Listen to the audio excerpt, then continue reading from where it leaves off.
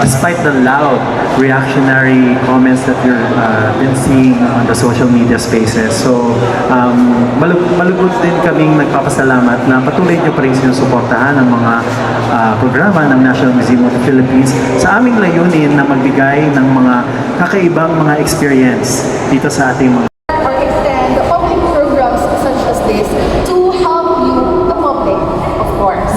So, without further ado, let me introduce our instructor for today. So, some of you are new. Sino po sa inyo ang mga bago?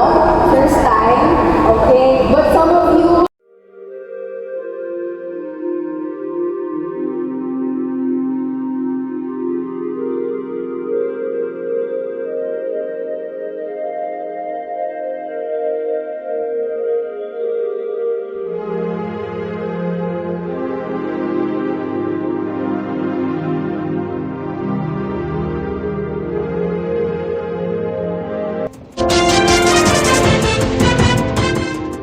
Breathe in, breathe out.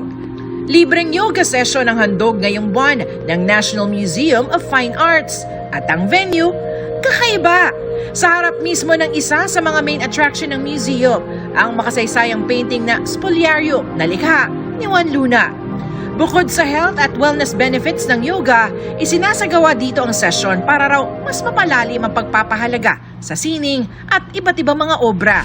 Makakatulong po na nasa loob po siya ng isang espasyo or ng space na alam niyang makakaginhawa sa kanya. Isipin po ninyo na nasa loob po kayo ng sasakyan na na-stuck sa traffic. Sa tingin po ba natin makakaroon po tayo ng maayos na pagsasaliksik sa loob natin, pag dinilay-nilay?